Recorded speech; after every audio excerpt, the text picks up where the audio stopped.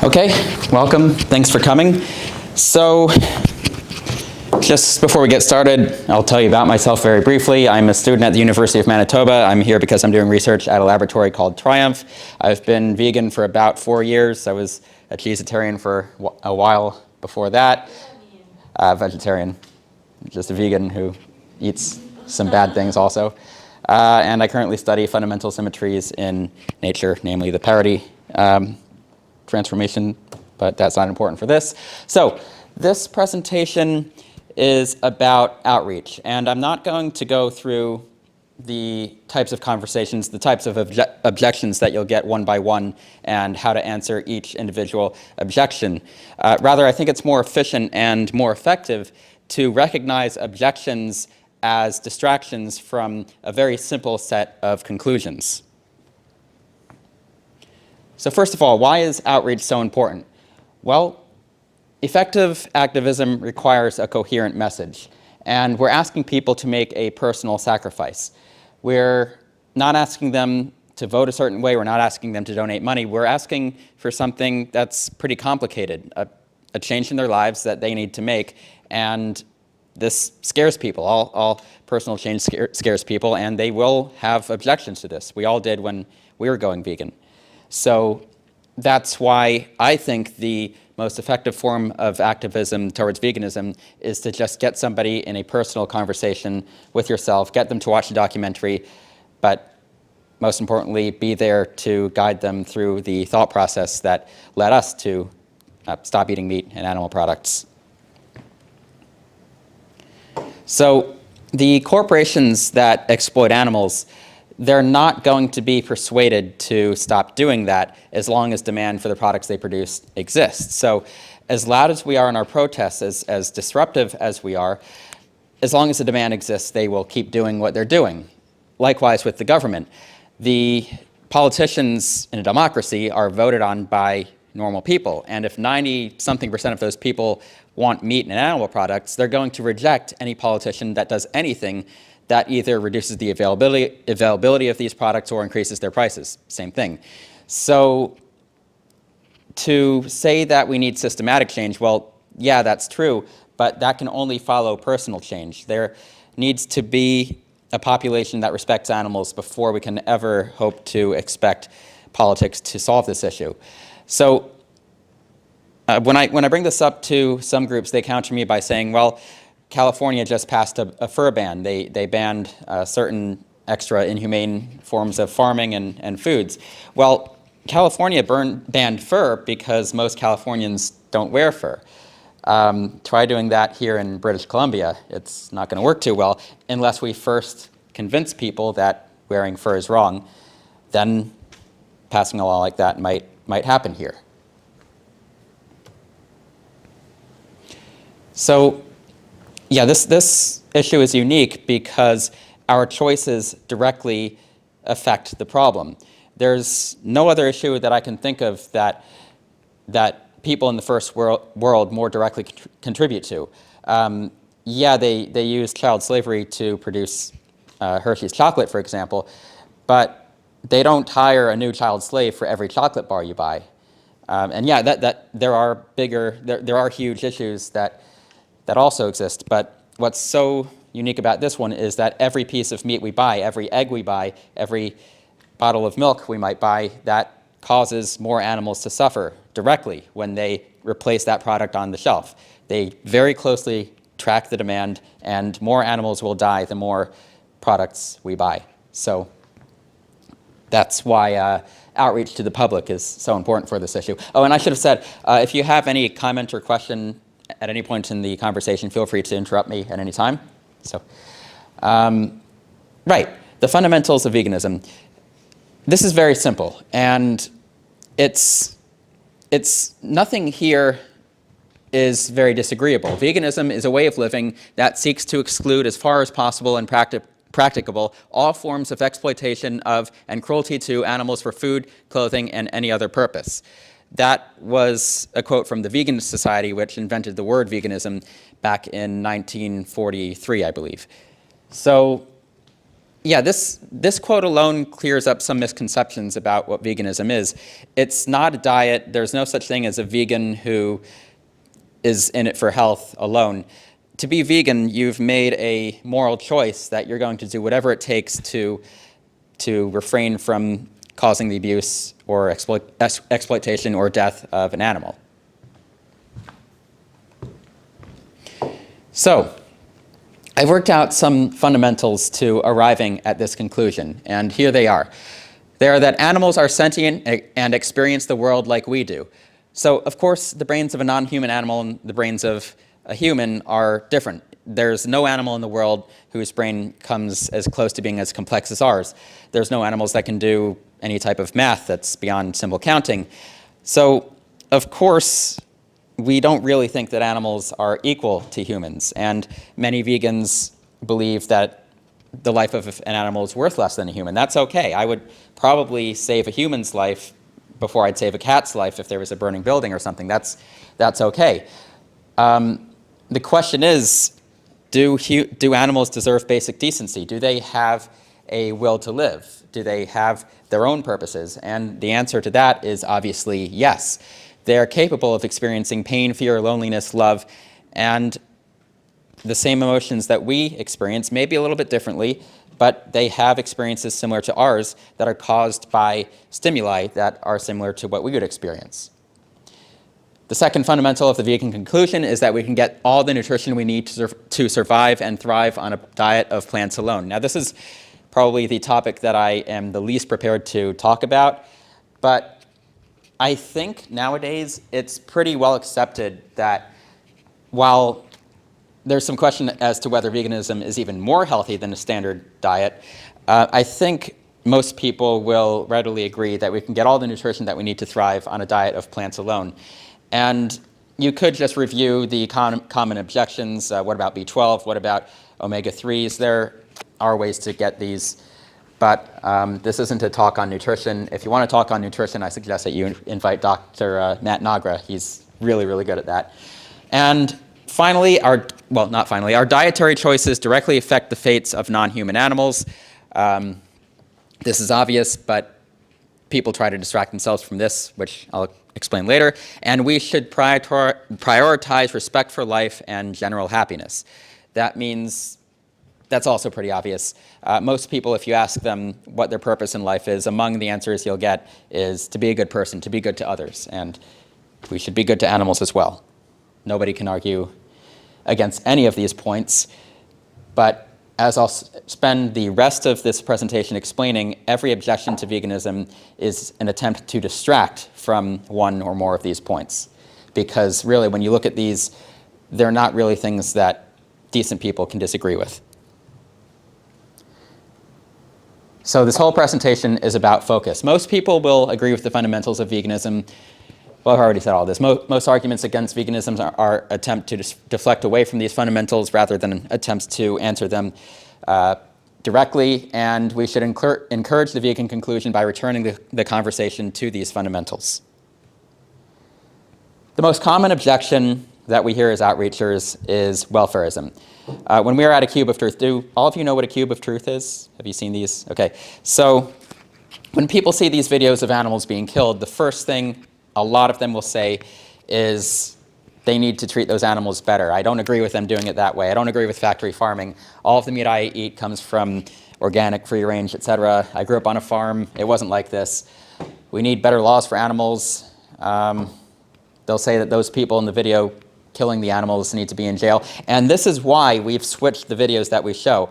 Ever since our first cube at UBC, I think this was the first time we did this about a year ago, we only show videos of animals being killed in the nicest way possible, the quickest, best way they've come up with, just to quiet those objections. But people will still say this. They'll see the captive bolt stunning, the gas chambers, the humane methods, and they'll say they shouldn't do it like that, they should do it a better way. Even farmers will say this, because most farmers, a lot of farmers, have never been to a slaughterhouse themselves, and they probably have never seen this. The slaughtering doesn't happen on the farm. They send the animals away, and they send them to these places that they don't go to themselves. So when a farmer says we don't do this to our animals, they're not lying. They've never seen this themselves.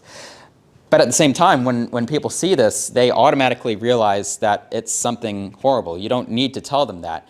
In fact, we have had the police called on us both in, well, both in North Vancouver and in Richmond, because people's children see these videos, and it's so disturbing that they think it's something that's illegal to show in public. And then we get into an argument about whether it is, but that's an argument for another day. So people ask if there's a petition they can sign. People will ask if there's a law that can be changed. They'll even try to donate money. But this might be the first time that people have been told that their personal choices directly affect a problem that they're being told about. And that's why they get defensive. So, good but suboptimal answer to this. We could tell them that all slaughter methods are painful. So I bring up these common but suboptimal answers because when we start out as activists, when I started out, this is what I used to say. This is what every activist started out saying because it's the most obvious answer. The most obvious answer to any objection is to directly oppose that objection, the most direct method possible. And these are these direct answers. You could tell people that the meat that they consume probably isn't coming from the kind of farms that they see in the commercials, that we can't possibly feed all the people who demand meat using free-range farms because there just isn't enough space. Yeah, we could say all that, and that's all true, and maybe we should say this, but the main answer to these objections should be that even if we're nice to an animal before killing them, that doesn't give us the moral right to kill that animal because we don't need to. And all unnecessary killing is wrong, and if people object to this, you can just ask them if they would be agreed to be killed if they were treated nicely beforehand. And yeah, an animal doesn't have a high concept of life and death like we do. They probably don't understand the concept of death as well as we do. But if you look at how an animal behaves in a slaughterhouse or any dangerous situation, it's obvious that they will do whatever they can to avoid being damaged or harmed. And this is because every animal wants to avoid death, whether they understand it or not.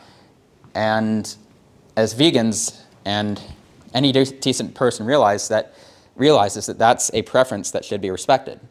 So really, we're against unnecessary killing. We're not against treating an animal badly before killing them, and treating them better doesn't fix that problem. So I think this is a distraction that we enable ourselves a lot of the times. We will talk about how badly the chickens are treated, how little space they have.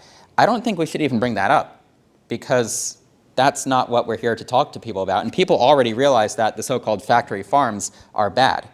So don't tell them what they already know. We should introduce the idea that killing is wrong.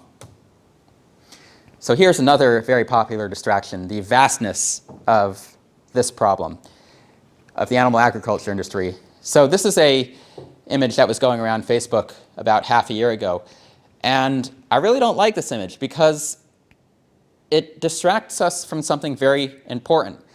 These numbers kind of distract you from the idea, from the reality that every single chicken is an individual, every single turkey, every single cow, every single pig. They were their own single entity with their own experience, with a whole world of experiences. And every single one of them that died is an atrocity. People will say things like, one person going vegan won't make a difference. Do you really think the whole world will go vegan? Animals are killed in nature all the time, and they're killed much worse than how we do it. This distraction kills activists. What do I mean by that? Does anyone want to take a guess at that? I've started to realize that one of the main reasons people leave activism is because of hopelessness. And they get this hopelessness when they think about all the work they've done and they see animal agriculture still existing, maybe even still growing. The data about how many people, how quickly veganism is growing is really not very clear. I'm not sure myself whether there are more vegans now than there were 2 or 3 years ago, even in the United States and Canada. Certainly, meat consumption is growing around the world. But the thing is, every individual animal that's saved along the way is a victory. So this is a recording I made a few weeks ago in Vancouver with Dr. Matt Nagra talking to someone, and let's listen to what they said. When you show me this to me, you want that this over. Yeah, we want this over, yeah. But if you show me this to me, it will not over because a lot of people will for always, for every time. No matter this, for me, only me, it doesn't matter. Okay, And so you can say, yeah, we can do it one by one, and that will be the great difference. But that's impossible because there are a lot of selfish people. So what this man is saying is, why should I go vegan? One person isn't going to make a difference. So these are the suboptimal answers. We could talk about how veganism is growing quickly. We could talk about how by you going vegan, you serve as an example to others to go vegan, and maybe it'll grow exponentially. These are valid, these are true, but most importantly, we should maybe shift our goal. Yeah, we should fight for total animal liberation, but along the way, we have so many victories that we can have. You can say to the person, right now, my goal isn't to make the whole world vegan. What about you? Will you go vegan? Will you step away from these horrible things that are happening to these animals? And more importantly, think of the next animal that will live or die by your choices. That animal is an individual. A certain animal will be killed to replace the flesh that you buy from the shelf, from the restaurant. And that's what we need to remember, that we need to remember to make it personal, both for the person you're talking to and their next potential victim. So yeah, every animal that dies is an atrocity. Every animal that unnecessarily dies for food we don't need, that's a horrible thing, but every animal that we save is a huge victory. That's an entire life.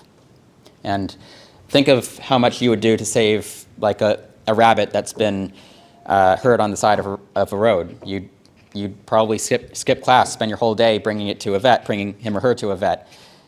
Most people would, even non-vegans. And we just need to extend that to the animals that we don't see in the animal agriculture industry. And that's why this is one of the videos we show. This is one of my favorite videos, actually. It shows one cow, one baby cow, and this person isn't doing anything out of the ordinary, anything inhumane. He's using the captive bolt gun. Everything's working properly, but the cow doesn't want to die. And I'll end the video before he actually kills the cow. But the cow does die, and even though he uses the most humane method, the captive bolt gun, how do you feel right now? Is that something that you would have wanted to see? Or is it something that's so horrible that even watching it is a bad experience? The answer is obvious. Another distraction is situations where choice doesn't exist. Now remember, one of the fundamentals of veganism, of the vegan conclusion, is that our choices directly affect the plight of an animal.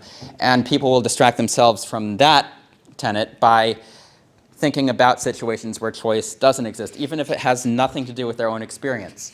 They'll say things like, if you're stranded on a desert island with a pig, you have all heard that before. What about First Nations, sustenance hunters, even lions, tigers, predators? What about people who will literally starve if they don't eat meat? And I'm sure such people exist, but not here in Vancouver. They'll make an appeal to nature. They'll rightly point out that our ancestors ate meat. We probably wouldn't have survived the Ice Age if we didn't eat meat. And okay, here's a good one. Vegans need to stop forcing their beliefs on others. People will accuse us of removing choice as we remind them that they have a choice. And just be ready to point out that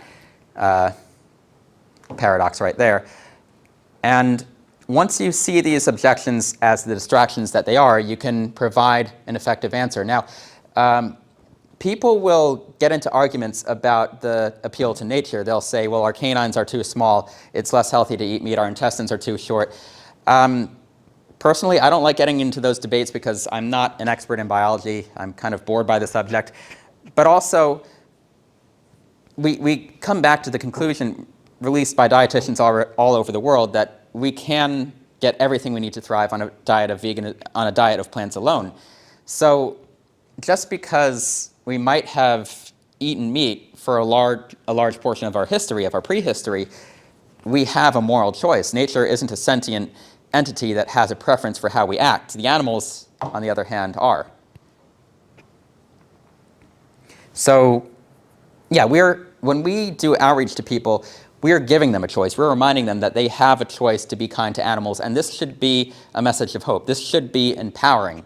You have the ability to be so much better to those that are weaker to you than most people are. So, finally, I'd like to talk about changing perspectives. And I come from a physics background, and I know how important changing perspectives is, because probably the most important discovery ever made in physics was when Einstein changed his perspective to that of a beam of light and discovered that time actually slows down for an observer moving at a high velocity. But in our case, changing perspectives is so important because it underlies everything that we do. For one, to be effective activists, we need to see ourselves, the activists, from the point of view of a person who still eats meat. We need to remember what it was like when we ate meat and when we were thinking about this change. We thought about everything that we would need to give up, but then we somehow remembered that that's nothing compared to what the animals go through, which brings me to the second point here. We need to see the animal agriculture industry from the point of view of its victims, of the animals.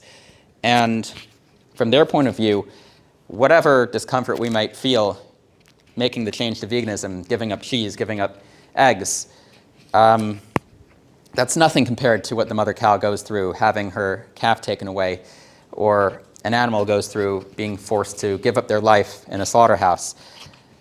Look at it from their point of view. Would they want somebody to come help them? Would you, if you were in that case, would you care if the person that you're dying for prefers to have meat rather than a falafel sandwich or all the vegan food that's available to them?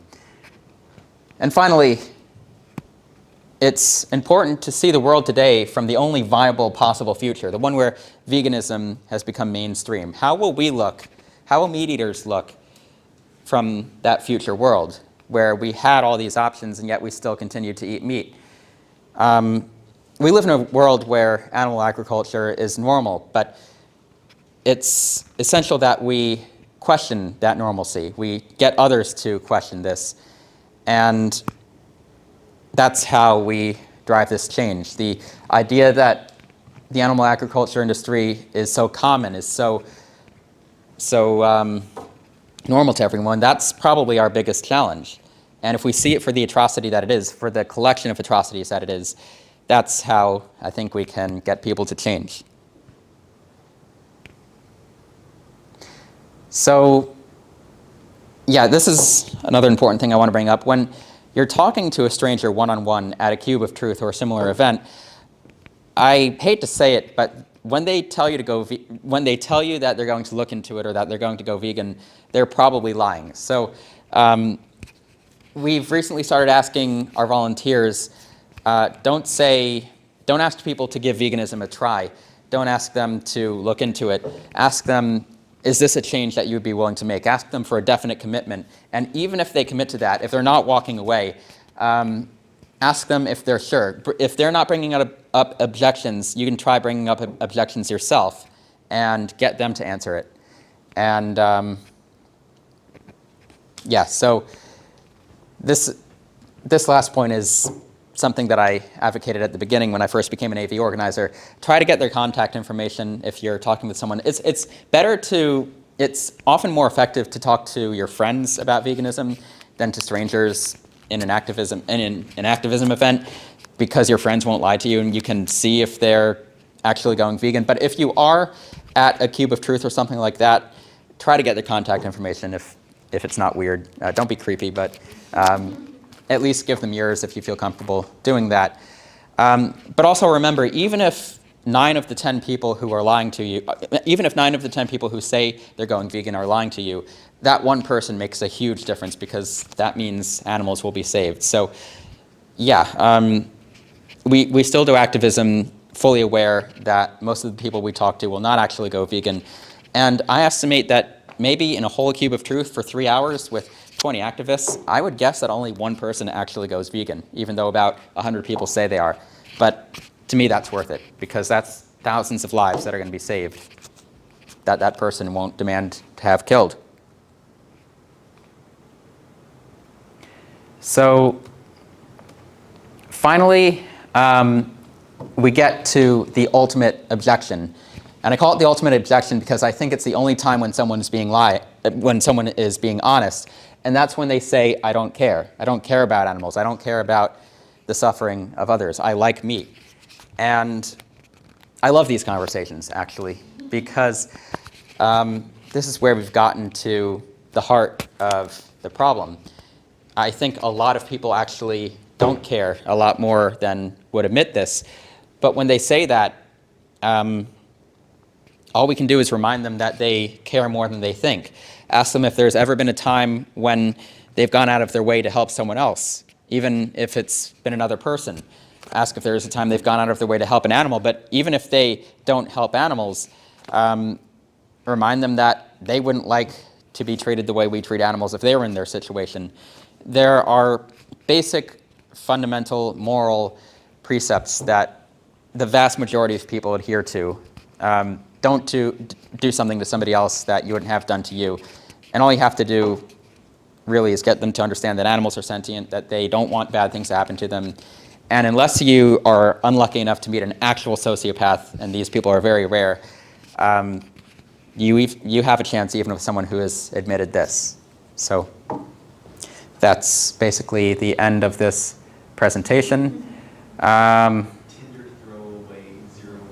Yeah, this is a conversation. So a great way to practice is to argue on the internet, because people are more honest on the internet when they can't see the person they're talking to than they are in real life. And I've gotten the I don't care line only one time in about 2 years of doing activism, but it happens all the time online. And yeah, but I mean, not just with this objection, but arguing online, you can take your time, you can research facts, you can see what other people said to the same objection. It's great practice to doing outreach. So yeah, that is it. Yeah, I put this here because last time I gave this presentation, it was right before we did a Hue of Truth, and a lot of you have never done outreach before. There are some people who will go into a grocery store, and every single time they see someone buy like grass-fed meat, they will talk to that person about their choices. We're all scared when we do this. This is anxiety-inducing for all of us, and it doesn't always get better with practice. But remember that what you're telling people is more often than not something they want to hear, because most people are animal lovers, and most people will thank you for making them think about this. The idea of the preachy vegan being offensive, that's not what I've seen in real life. It's more common on the internet, but people who care want to be told how to be better. And that's really the end. Okay, so are there any questions about any of that? Yeah? Simon? So back to the, I don't care. I don't know, well, we were talking about this on the Cube on Saturday, but there was that one guy that worked at the Canada Line Station. He was saying, I grew up on a farm, and I, slit pigs' throats, and I loved every moment of it. He just kept, going on, being I'm unapologetic, I love doing what I do, blah, blah, blah. I'm just wondering, what is the best way to, counter these responses? Because it just seems like no matter what you say, Yeah, so that man in particular, I would ask him, yeah, maybe it didn't hurt him at all. Oh, sorry, I'll turn this off. Maybe it didn't hurt him at all to hurt the pigs, but does he realize that the pigs didn't prefer this? Would he feel the same way if he was in their case? He might say something like, well, pigs don't feel the same way we do, which opens himself up to an obvious counter-argument. Okay, any more questions? Yeah? What do you say to people when they give you I can reduce like the animal products that I eat, but I don't think I could like ever go completely vegan or like eliminate it, because I wouldn't want to be like, well, that's not good enough, because on on some level, like it is good enough. Like it's better than continuing to like eat as much meat and veganism. So what would you? Yeah, I'm surprised I didn't put that in my presentation, because yeah, that's a very common thing people will say, the reducitarianism. So for one, I was actually going to put this in my presentation. Let me see if I have internet. So there is research, there's research that shows that people who commit to more strict goals are more likely to adhere to those goals. Please remind me, I will post this on the Vegans of UBC page. So yeah, intuitively, this doesn't make sense, right? We would expect that it's easier to do meatless Mondays, to only give up meat one day out of the week, than it is to give up meat completely. But the research shows otherwise. People who say that they eat less meat, they're more likely to go back to a full-on standard American Canadian diet. Vegetarians are more likely to stop being vegetarians than vegans are to stop being vegans. And I think this is because so our goal is to get people to realize that it's wrong to kill an animal. And when we have that in our heart, whenever we do something that goes against that belief, we weaken that belief. And I tell people this: do you believe it's wrong to kill an animal? They'll say yes. So why would you do it one day out of the week? Why go against what you've just told me your own belief is? And just like we wouldn't tell somebody who is addicted to gambling to only go gambling maybe once a month, don't bother trying to cut it out completely, don't bother stopping smoking completely, just smoke one cigarette a week. That doesn't work, does it? If we have the conviction to stop completely, that's stronger than anything. And a full commitment to veganism is a much more profound statement of respect for life than reducing meat and still eating dead animals once in a while. Does that answer your question? Does that sound like something that you could say to people? Okay. There was a question here. Yeah, it's more of like just a thought that I want to share. Since I haven't really done like this upfront like activism, I mean, I've talked obviously to friends and family about it. And just more recently, I've been kind of binge watching more like Earthling Ed. Yeah. And, how it starts. you know, Yeah. a lot of these, conversations online. And I'm just kind of curious, because as you were going through your presentation, I sensed some hesitation when there were like topics of health or topics of the environment that came up. And I'm just curious, like, because some people, I mean, yes, there's like the ethical part, and I think even for me, like along my journey, I kind of started from the environmental part, and then the ethical part, like being, like caring to other animals, sort of follow in a way, because I didn't want to.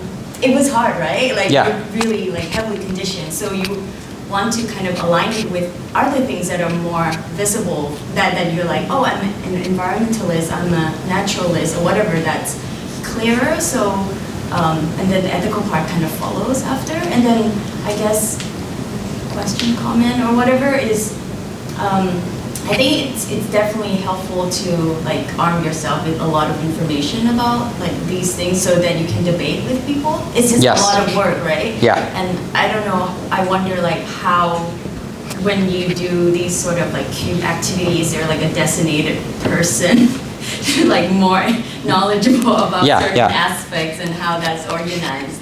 So, yeah, as for the designated person, if somebody ever starts talking about health, I don't get enough iron, etc., the first thing I do is look to see if Dr. Matt Nagra is available, and I'll send them over to him. So in our outreach events, we're vegan, which means that we don't eat animals for the sake of animals. And from what I've found, that's the easiest way to convince people to stop eating animals. But at the same time, as you said, a lot of people stopped eating animal products because of the environment or because of health. Just a show of hands, how many people stopped eating animals because of their health? And how many was it for the environment? Yeah, so about 3 for the environment, and I guess the rest was for the sake of the animals themselves. So yeah, there are different things that start people on the journey, but it's pretty clear that a complete commitment to giving up all animal products forever mostly comes from the conviction that it is never okay to kill. I can imagine an environmentalist who doesn't care about animals at all would not have a problem with eating a hamburger once a month, or going back to eating meat once global warming is somehow solved. But as for learning the facts, yeah, these things are important to know. And there's a... Do we have a talk with Matt Nagra planned? Not yet, but I think we should plan.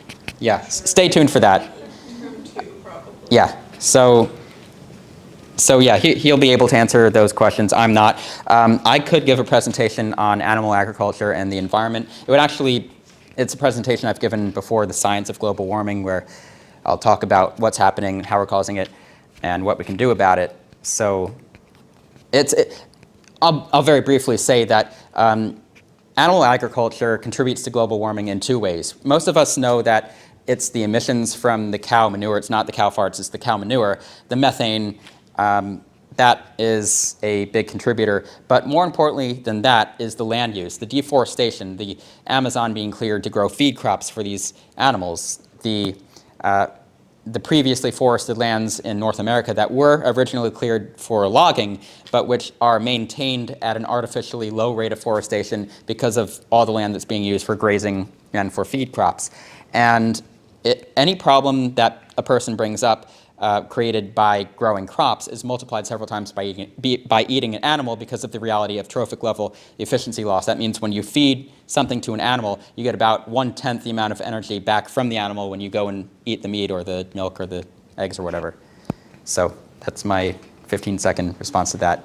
I can give you some resources. I mean, I do have that. I'm just saying, like, that's sort of what we could also think about. Yeah, we should have this at the ready, and we should... Arming us with, how do we address when Yeah. I'm just curious what you say to people that are like, oh, but what if I, hunt or fish my own food? Because they're like, oh, because, it's not agriculture, or they're like, it's better for the environment. Like, what kind of argument will you give with that? So that's kind of a welfarist argument. And yeah, I think that a deer shot in the woods, if the deer dies instantly, that's better than living their whole lives in captivity, being controlled by someone who intends to kill them. But at the same time, this is taking the life of an animal that doesn't want to die for food when we could have easily just eaten plants. Even an animal in the woods wants to continue living in the woods, and they might value their own lives more because they have the freedom that animals in agriculture don't have. And yeah, they might be killed by a predator the next day, but just because others are doing it doesn't mean that we should be doing it. That's just one fewer death that needs to happen. Yeah, I think one of the slides that you have of mentioning about like necessary killing. Yeah. Versus luxury is like recreational killing. That's like a stark difference. Right. That's a strong argument. Yeah, and people will bring up sustenance hunters. They'll say, what about First Nations? Yeah, there are people who will starve to death if they don't eat meat. We're not them. And so when we have the choice not to kill, the correct choice seems obvious. Here's a question. This is like a weird question, but I've had Good, I a like those. surprising amount of people ask it. It's a big if, but if a large amount of people stopped eating meat, where would all the animals go? So these animals in animal agriculture are bred artificially. In fact, one of the videos that we show now is a cow being artificially inseminated, and it is not pretty. And so when we stop demanding meat, they'll stop breeding these animals. And what will happen is the number of animals, the biomass of animals as livestock will go down, but at the same time, the wild animals whose habitats are being used by animal agriculture, that will go up. So, yeah.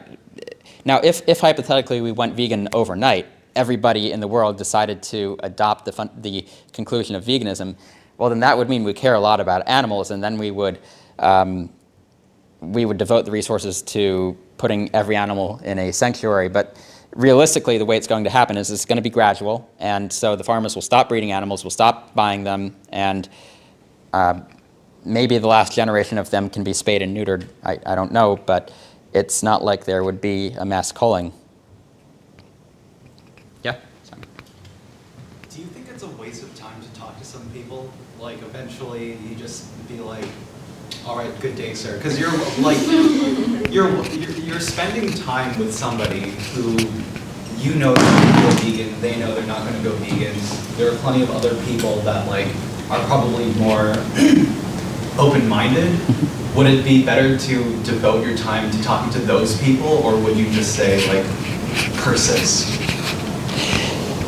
There are some people that I know personally who I've told all of this to, people that are close to me, and they're still not vegan. And looking back, I can't think of a single time when these same people have done anything, gone out of their way, made any personal sacrifice for anybody, human or animal, whatsoever.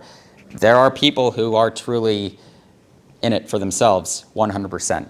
And yes, there are people who are a waste of time for our efforts, but I think those people are very, very rare. I have the misfortune to know some of them, and I think we all might. I'm curious about your thoughts on something. So, because my friend is doing that and I'm considering doing the same. She went vegetarian and then vegan, and then she's been vegan for a couple of years, but then she started dumpster diving. And then she started eating meat again because she lives in Norway and apparently people throw away a lot of food there. So she'll find like packed bacon and like full-on unused eggs. She will not buy any of those, but everything she finds in the dumpster, she will consume. So her consumption diet, like her money is vegan, but anything she finds.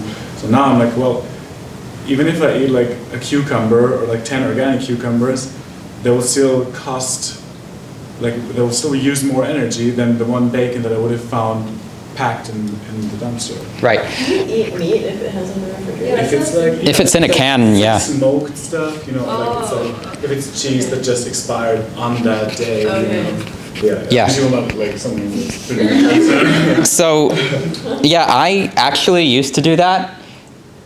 I mean, I wouldn't eat food out. I'd eat cans of food that I found, like on move-out day at a university. They'll throw out pounds and pounds of cans of beef stew, you know, edible food that's perfectly safe to eat, and I'd used to eat it. And the only reason I don't is because of the image that projects. Here's a vegan who once in a while eats meat, and I think that reduces my effectiveness as an activist. As long as it's really not reducing the demand, like, I guess ideally she should donate that food so that people who do eat meat would buy less of it. But that's really an edge case. If that's all somebody did, I wouldn't really strongly object to that. No, I mean, more in the sense of like what I was actually considering doing, like saying, because it's technically if it's been thrown away, it will be less bad for the environment than producing anything new, no matter how organic. Exactly, yeah. I mean, technically, yeah, but A, in Norway, where she lives, they don't want homeless people. And B, it's more like for here with the donating. I mean, it's a nice idea if you find cans, but I think most of the stuff is just like you know, dairy product that's gone bad on the same day. Like I used to work in a supermarket, we would throw away like 2 big cans of like dairy products just because they expired on the same day. In Germany, you have to throw it away on that day. But we all know it doesn't mean that it's actually bad, yeah. Yeah. So if you find like something that expired that day, still obviously is cool and good to eat. Yeah, that doesn't cause, well, I don't know, I guess you have to ask, would somebody else have gotten that food who will instead buy food? I don't know, it's really... Yeah, I mean, this is like this is nothing that like the normal person will be concerned with. Yeah, it's not that big of a deal, actually. Yeah, I think more like if it's more from environmental or ethical perspective, it's kind of okay in the sense like you're not really encouraging more demand, but from the health perspective, you could argue like meat or, you know, smoked meat, processed meat, it's not good for your health, you know, in the long term. So how do you, but yeah. I have a friend who says like he does not care at all about his Yeah, health. then- He just does it for the animals. Right. Yeah. So then you would technically Yeah, like, it's a personal choice then. yeah. Yeah, and I was gonna say that, like, in response to that, like, if someone else saw you eating the meat or dairy who didn't know what you're doing, then it's like Yeah, people are that's- just it's normalizing it. Yeah, that's what that's my main reason for not doing that. Like I also used to eat clams and oysters because they don't have brains, but I stopped doing that because people would say, well, wait, you eat that, you just don't want to deal with it. People will try to bust you literally Yeah. everywhere. Ha, that's cheap. Yeah. So, I guess, well, unless someone kicks us out, do you want to do some practice discussions now? We have a few experienced and really good outreachers here, Mateus, Chloe, and Elisa. Yeah, no? I've seen what you post online. You're really good at answering people on Facebook, at least. So I guess what we should do is like you'll play the role, the experienced outreachers and myself, we'll play the role, we'll split up into groups and we'll play the role of somebody, I don't know, what's the scenario, a cube of truth or meeting someone at the grocery store. I guess you can work that out in your own groups. And they'll bring up some objections, hopefully specific ones we haven't come up with, and you can practice answering them if you'd like to do that. I haven't planned that. I just really want Oh, nice.